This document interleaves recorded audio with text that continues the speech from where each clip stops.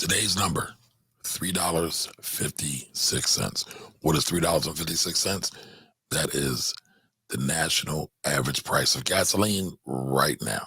All right, everybody, welcome to the Finance Trouble Show. Today, I want to talk to you about a couple of things: gas prices, stock market, Russia-Ukraine crisis, and the great new news about President Biden's nomination of the first Black woman Supreme Court Justice, or potential Supreme Court nominee, Kentanji Brown Jackson.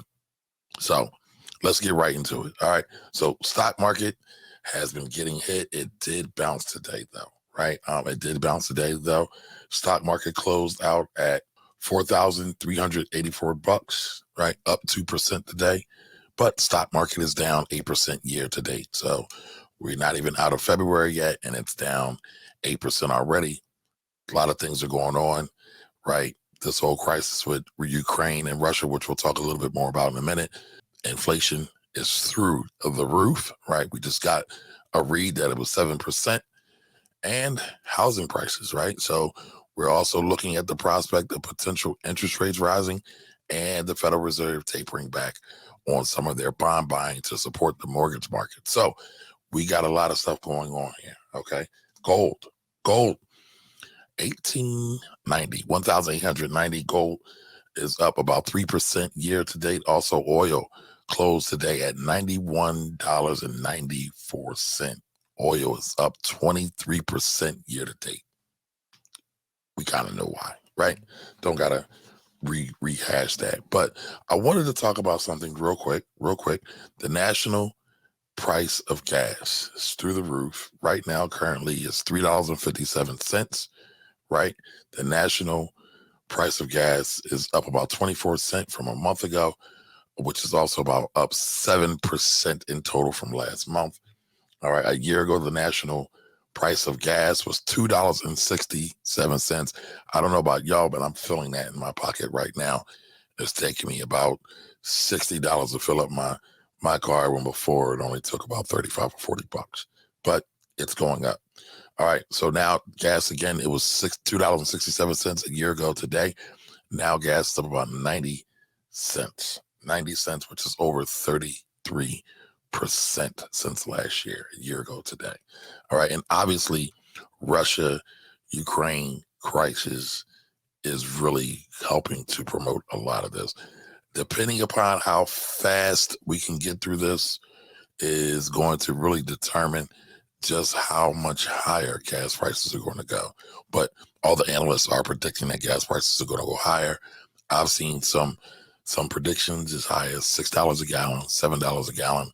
They're all prediction. Nobody knows, but that's what we got right now. Okay, as I talked about on the other day on Wealthy Wednesdays, Russia has decided to invade the Ukraine, the quote-unquote fraction states, and they're going at it pretty heavy. You're seeing all kinds of reports that bombs are being dropped. There's all kind of shell casings being dropped. There's a crazy situation going on over there. I saw a video of babies being removed from hospitals into a bomb shelter, like infant babies. Like, it's really bad. And it's actually really sad. And it seems like Putin's pretty much in his feelings about this when he did that video the other day, talking about the long history of Russia and the Ukraine and how the Ukraine really isn't a quote unquote legitimate state, whatever that means. But here we are now. And previously, the Ukrainian president was kind of silent, trying to keep the peace. Now he recently just did a video that I'm going to show you in a second, talking about everything is going to be unified, or everybody's going to be unified, right? Because Russia, as last reports, are talking about one, further invading, further pushing forward into Ukraine, and taking the capital of Kiev. So I always say Kiev, forgive me if I'm saying that wrong, but there have been multiple reports that Russian forces will be looking to invade the capital. So that's going to be an issue. But I wanted to show you this video from the Ukrainian president and what he had to say. Good evening, everyone. The leader of the fraction is here. The head of the president's administration is here. Prime Minister Shmyhal is here. Podolyak is here. The president is here. We are all here. Our military are here. citizens and society are here. We are all here defending our independence, our state, and it will remain so. Glory to our defenders. Glory to our women defenders. Glory to Ukraine. That's kind of a strong statement, in my opinion, right? It's saying everybody's there, even the faction leaders. Now, the faction leaders were kind of what started all this, what had the Russians that were living in Ukraine said they want to be part of Ukraine, and they were going back and forth. But the faction leaders are there to fend off any Russian invasion to the capital, saying the women are there, the military's there, everybody's there. So they're prompting it like they want the smoke, but we know Russia's force is so much bigger than their force, right? It's almost like a David and Goliath scenario, but David's not likely to win unless friends, the UN, NATO, United States get involved. And so that's going to be very, very interesting. And I also saw a news headline flash across the screen that Putin has threatened Finland for various reasons if they get involved in this skirmish. So prayers to Ukraine. Hopefully they can work this out. Hopefully it won't last that longer. However, if it lasts longer, be prepared for volatile markets, be prepared for increasing oil prices, be prepared for increasing gas prices. All righty, I got some good news, y'all. Good news. President Joe Biden today nominated a Black woman to the Supreme Court. First time ever nominated a Black woman to the Supreme Court. Kentanji Brown Jackson. So President Biden today to the Supreme Court. First Black woman ever nominated to the Supreme Court. Let's give it up for that. Right. That's good news. That's great things. I know many people want to say, who cares? Black people still get treated bad. But listen, it's a proven fact. You can go do the research that representation matters. Black lawyers matter. Black women matter. Black people matter. It all matters as we push for equality in this land where there are over 40 million Black folks living here. So any progress forward in terms of representation is always a good thing, in my opinion. And so I wanted to show a brief clip because we know that this isn't the end. You can celebrate now, but there's going to be a lot more coming behind this. Thank you.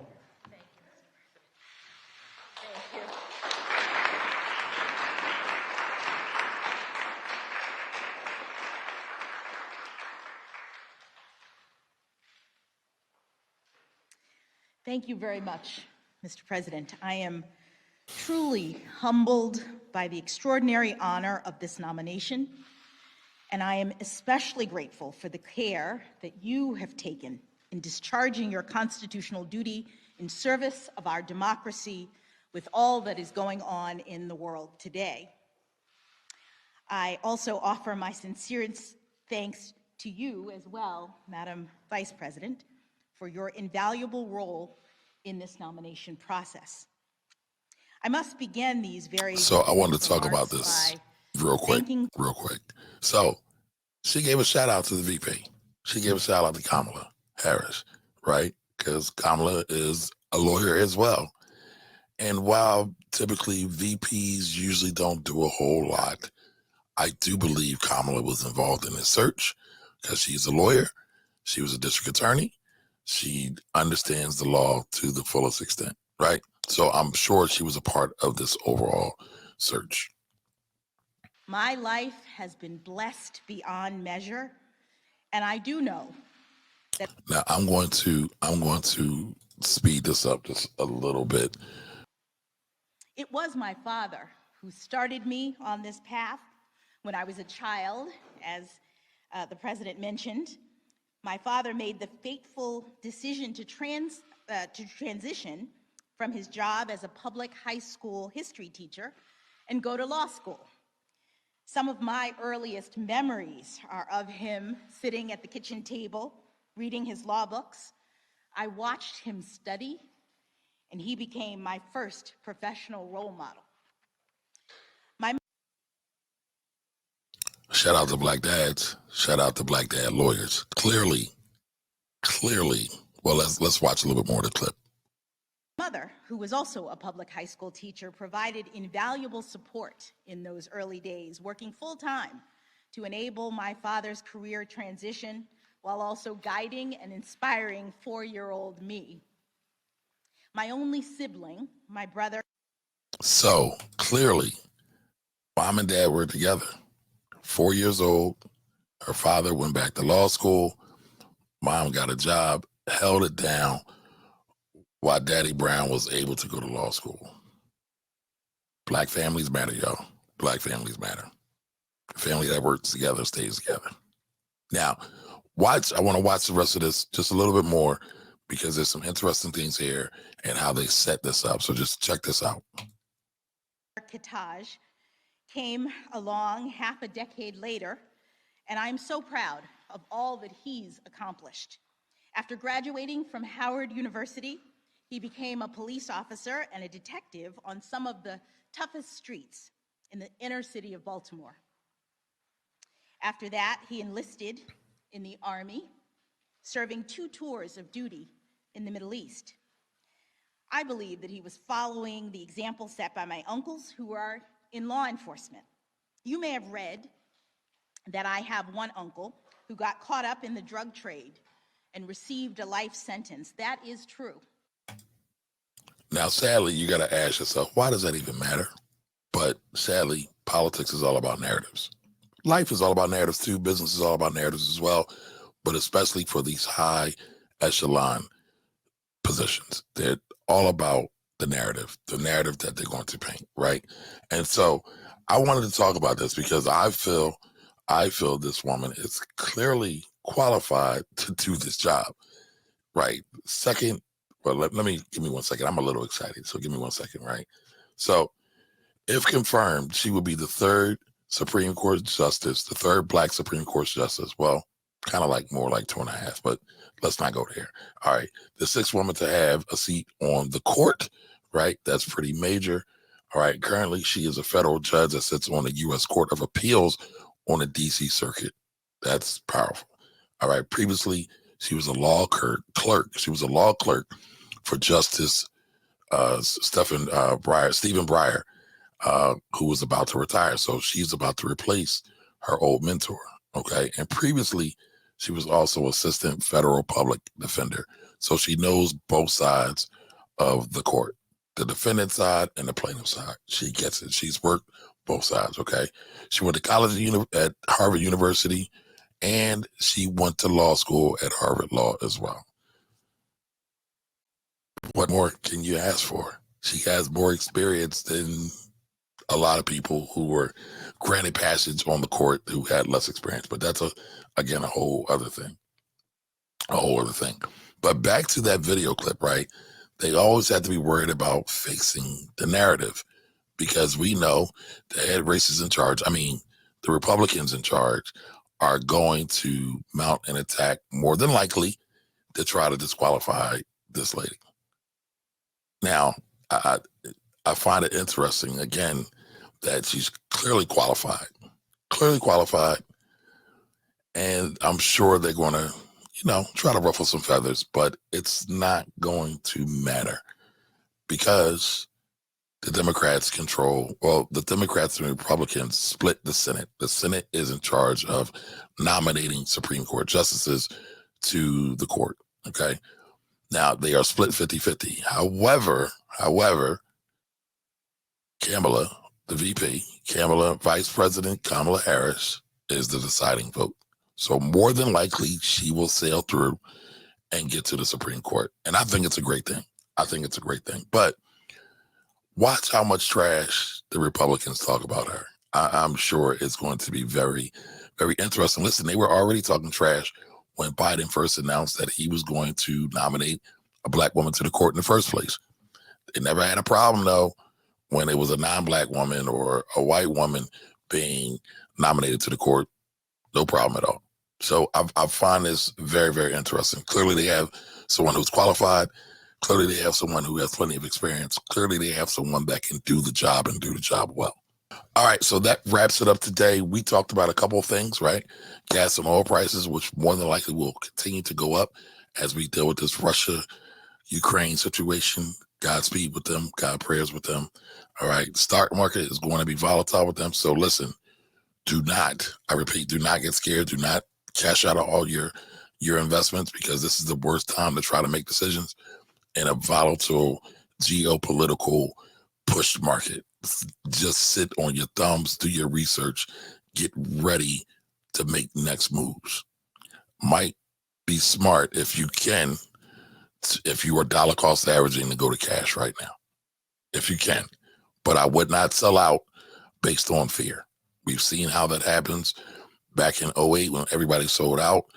They lost a lot of money because they locked in their losses. The market bounced back, and about 6 months later, in March of 2009, and the stock market's been running ever since. All right. So don't let fear motivate your investment decisions. Okay. And lastly, the good news that Kentanji Brown Jackson has now been nominated to the Supreme Court, more than likely will become Supreme Court Justice. So that means we got a Supreme Court Justice named Kentanji. Kentanji, I hope I'm saying her name right, but either way, she's awesome, she's dope, and this is going to be a great thing. All right, question of the day.